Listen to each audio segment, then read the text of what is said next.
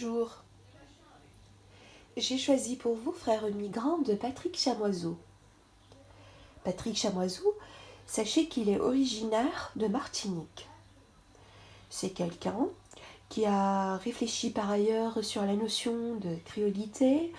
Il a écrit des romans, des contes et des essais, et son roman Texaco lui vaudra du reste le prix Goncourt en 1992. J'espère qu'on aura l'occasion de le lire ensemble. Alors qui dit Martinique dit insularité, mais aussi et surtout un passé ô combien pesant. C'est l'esclavage, la traite atlantique, les cales négrières où étaient entassés les migrants nus selon l'expression d'Édouard Glissant. Et Patrick Chamoiseau, en tant que descendant d'esclaves, est sensible à cette souffrance, à cette béance des migrants nus de l'époque moderne. Alors, grâce à cette œuvre, il va tenter de rendre visibles ces visages inconnus, ces larmes ravalées, ces gens partis au péril de leur vie, ne sachant pas de quoi seront faits le lendemain, mais gardant, mordicus, malgré tout, l'espoir d'une vie meilleure.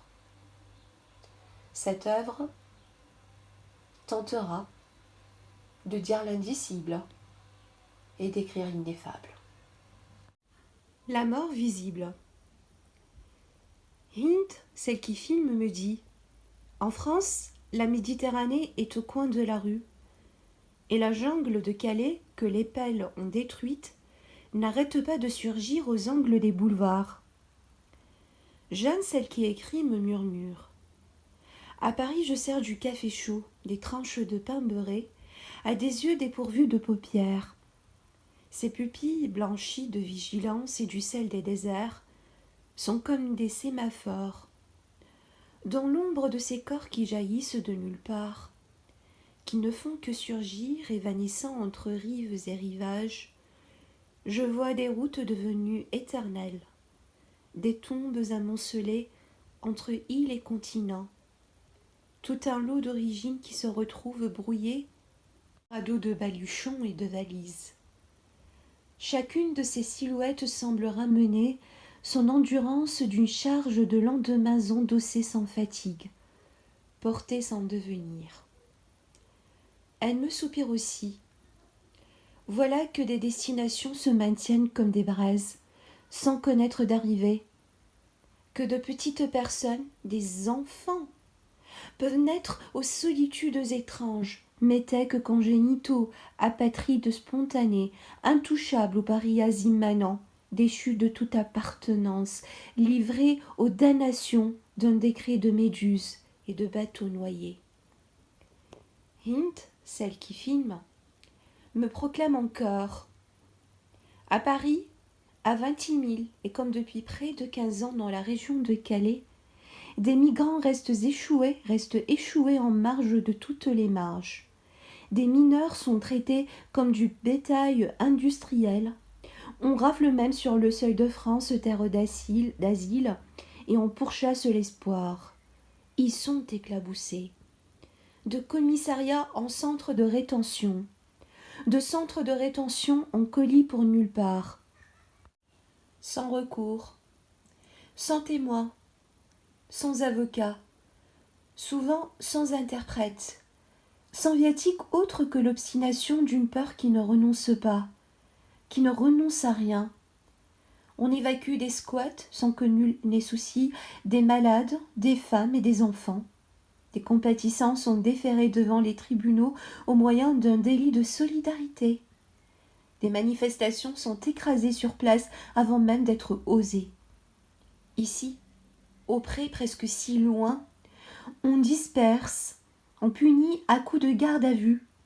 On entasse des pierres et on scelle des barrières sur les espaces offerts aux dernières lassitudes. Là-bas, au loin, presque si près, les gardes-côtes, les gardes-murs, Les gardes-frontières, garde-vie, garde-mort, n'en peuvent plus de ne pouvoir contenir. Les flux ont la vitalité d'un commencement biblique. Ils enflent sans s'être amorcés, ils recommencent sans avoir ralenti et avant même d'avoir pu s'arrêter. Quelquefois, des gardes-misère mitraillent à vif et au hasard, et souvent ils torturent sous l'exaspération. Et quand ils se retrouvent acculés aux confins de leur propre conscience, ils pleurent sans trop comprendre pourquoi. Elle gronde alors de toute sa jeunesse. Islamophobie, insécurité, identité, immigration sont des mots tombés monstres. Ils se sont accouplés sous hypnose médiatique dans une horde criarde, et ils moulinent à vif comme des roues dentées, presque dans tous les sens, partout, presque sans fin, jusqu'à broyer des gens en pleine lumière, des villes et guirlandes de boulevards. Il faut agir, une cause est là. Soudain, Jeanne, celle qui a écrit si bien, a un geste étonné. J'ai vu leurs yeux, c'est des lucioles. Oui, dans cette nuit, sur ce radeau, dessous cet horizon glacé, au cœur des abris frissonnants, des camps et des bivouacs détruits à chaque instant recommençaient toujours, en Europe, mais aussi en Asie, en Afrique, en terre des Caraïbes et des autres Amériques. Ce que vous dites, mes chers, déclenche dans les géographies du vent, en étincelles de sel, en étincelles de ciel, une étrange conférence de poètes et de grands êtres humains. Qu'est-ce donc qu'agir ou que porter manœuvre, au-delà de l'urgence sans délaisser l'urgence, ou rater l'essentiel, et sans considérer qu'au principe de ce drame règnent des forces invisibles. Pourtant, comment ne pas les voir ? Le néolibéralisme qui tente à triompher, sa finance versée aux hystéries létales, le politique se désertant lui-même dans des démocraties devenues erratiques, l'État qui s'amenuise, abandonnant la barre aux seuls économistes et qui s'incline sous d'innombrables entités mercantiles, diffuses et agissantes dans le tissu du monde. Pas un logiciel, pas un écran, pas une trouvaille des nano et des biotechnosciences, pas une maille de l'esprit et pas une connexion qui échappe à leur dogme. Et voici ce que provoque ce planétaire assombrissement. L'exclusion, le rejet, la violence, la bêtise, la haine et l'indécence qui fermentent de partout, qui s'amplifient dans des boucles d'algorithmes et de réseaux sociaux, qui explosent dans la horde instinctive des médias que ces réseaux fascinent jusqu'à rendre mimétiques. Cet effondrement engendre une perte de l'éthique, et quand l'éthique défaille, c'est la beauté qui tombe. Pasolini avait raison de se troubler ainsi en face d'une nuit politique italienne qui semblait triomphante. Une nuit similaire nous avale, sans alarme, insensible, invisible, jusqu'à soudain prendre carnation malveillante sous une mèche blonde aux commandes de la nation la plus puissante des hommes. La mort visible. Mais quittons l'invisible et demeurons sur ce que vous voyez en cet instant crépusculaire, comme depuis des années, comme d'année en année, pour des années encore, des gens, des milliers de personnes, pas des méduses ou des grappes d'algues jaunes, mais des gens, petites, grandes, vieilles, toute qualité de personnes, qui dépérissent et qui périssent, et longtemps vont mourir dans des garrots de frontières, en bordure des nations, des villes et des états de droit. Les frontières de l'Europe s'érigent en de mauves meurtrières. Elles alimentent un des enfers de Dante et réinstallent une manière de ce gouffre dont a parlé Glissant, gouffre de vie noyée. De paupières ouvertes fixes, de plages où des corps arrachés aux abysses vont affoler l'écume. Gouffres d'enfants flottés, ensommeillés dans un moule de corail, avalés par le sable ou désarticulés, tendres par des houles impavides. Ici, Lampedusa, mi-roche, mi-torche, mi-huître, quasi stellaire, qui aspire et digère sans espace et sans temps une substance vivante, et avec elle le bleu cobalt du monde. Son honneur paille, sa décence verte, les soleils de sa conscience aussi. Là, rouge, l'île de Malte, qui voit se former autour d'elle de terribles couronnes, anneaux de survivance, vagues tempétueuses des cœurs, espérances étagées en écume sur des horizons clos. Aux bordures grecques et italiennes, blancs déchirés sur des grilles d'impuissance, des gens, pas des roches, pas des mailles de plastique, des personnes, des milliers de personnes se tassent, s'entassent, s'enlacent en une poisseuse dentelle où la mort et la vie ne distinguent plus leurs mailles et se maintiennent en haillons grelottants. D'un grand mauve écarlate, l'une dans l'autre ainsi. Des cris habitent les nuances secrètes du vent. Des radeaux noirs peuplent les houles noires. Des plaintes en dérive charbonneuse ne trouvent nulle part où s'apposer, où s'opposer. Des douleurs tournoyantes se répètent sans fin, de décombres en impasse, sur tous les formulaires connus, signés, autorisés et oubliés. De l'accès au refuge, de la demande d'asile et des droits dits de l'homme. L'Irak, la Syrie, l'Érythrée, l'Afghanistan, le Soudan, la Libye sont des artères ouvertes, giclées d'un violet fixe, morées d'un fond de forge. Ce qui saigne, ces houles vives qui s'épanchent. Je parle de gens, je parle de personnes, saignent de nous, saignent vers nous, parmi nous, saignent pour tous. Le continent des Africains du fond de l'Atlantique, continent sans adresse, où les cales du bateau négrier ont pu broyer durant des siècles les fondements de l'Afrique, les fils aînés du genre humain, rejoints dans une exacte sidération, sont doubles en Méditerranée, bleu glacial, oublié des clartés. C'est comme un hoquet général, un spasme de nos histoires, sans doute un vomissement.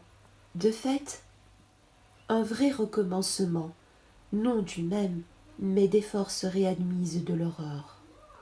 La paix néolibérale. En la personne humaine, la barbarie est naturelle. Couleur de fond, ou très froide, ou très chaude. Sépia ou d'un carmin de manganèse. On s'en lasse, mais sans pouvoir la délasser. On y passe, mais sans jamais la dépasser. Toujours elle se trouve et se trouvera en nous, lunaire, solaire, solide et disponible, et toujours d'une longueur involutive, pile au-devant de nous. Naïf volontaire, innocent décidé, encore rebelle à naître aux aigreurs fondatrices, nous pensions que le plus archaïque était loin derrière nous. Violences ancestrales, blancholées de sacrifices mystiques, sauvagerie tribale, inquisition fervente, sommaire sanglant de la conquête et des dominations, traite des nègres, esclavage et colonisation qui récapitulèrent pour mieux les concentrer et les prophétiser toutes les atteintes au genre humain. Patrie guerrière, conflits mondiaux, quand en Asie des acides et des braises, goulags aux années bissextiles, révolution culturelle rectifiante, génocides qui débordent leur propre définition. Toutes pratiques assassines inscrites comme autant de reliques dans l'histoire pourpre des vainqueurs, et dans la légitimité quelquefois terrifiante de ceux qui résistèrent et leur résistent encore. Derrière nous, les violences archaïques, derrière nous. Certains avait même loué les vertus de cet empire capitaliste, où se voyait offerte la paix du libre-échange. Nous les avions vus sanctifier l'ordre du grand marché, justifier les déchaînements de la finance et de ses banques, et consentir à ce qu'une vie, nos existences entières, puissent se retrouver confites sous la fascine du caddie débordant et du pouvoir d'achat. Ils avaient chanté les fastes d'une quiétude épicière où le désir se sublime de ce que l'on consomme, se réalise et se déréalise, s'épuise ainsi, mais sans jamais se consumer, telle une persistance hostile au devenir. Bien sûr, il y avait ces archaïsmes barbares qui surgissaient encore, persistance coloniale sans colonisation, imaginaire fossile mal décolonisé, tueries aveugles de drones qui ne distinguent plus entre la guerre et la police, exécution d'État, atrocités collatérales, assainissements ethniques, printemps de peuples brisés par des hivers d'un gris acier, impunité israélienne, désespérance de Palestine, dictatures expertes en armes chimiques et posées en rempart contre l'hypnose islamiste. Et maintenant, les folies terroristes qui en proviennent comme des répliques et qu'alimentent l'instance plénière de l'islamophobie, de ses échos serviles et de ses sources racistes. Cela ne pouvait être que des spasmes marginaux. Il ne pouvait pas nous faire oublier que nous étions en paix, que nous avions pour ainsi dire atteint un inaltérable degré de sérénité, peut-être même sous la férule occidentale, un accompli de civilisation. Que nous pouvions aller venir, démocratiser à l'envi, philosopher profond sur de petites gorgées de bière, faire cinéma pour festival, roman pour prime, tourisme abrutissant, consommation culturelle inoffensive et satisfaite, que nous n'avions en quelque sorte pas vraiment à nous plaindre, et que les temps barbares étaient d'un autre temps que le nôtre. Cette réussite incontestable nous autorisait à marginaliser ces éruptions d'un vif d'oxyde et de cadmium qui se manifestaient de ci, de là, insistaient, persistaient, s'épanouissaient en des brutalités à Lampedusa, Malte, Soudan, Érythrée, Libye, en Syrie où Alep abandonné de tous, n'est plus qu'une imprescriptible accusation de tous. Dans la Méditerranée tout entière, aux portes restées closes du sanctuaire de l'Europe. Ce n'étaient que des anomalies, dont les ondes de choc se voyaient contenues par Frontex et l'armée glorieuse, des gardes ténèbres venus armer des civilisations. C'est vrai que nous avions.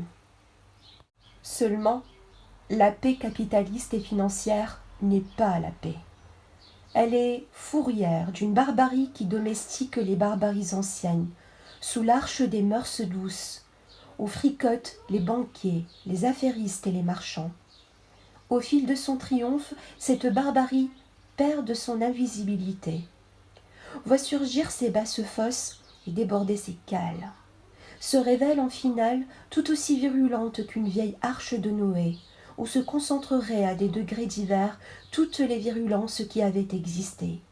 Oh, que les morts massives en Méditerranée nous dessillent le regard, qu'elles nous permettent de distinguer les petites morts du quotidien, le désastre disséminé dans l'écume de nos jours, l'innommée catastrophe dont l'ombre en chiquetaille pèse à fond parmi nous de tout son impossible.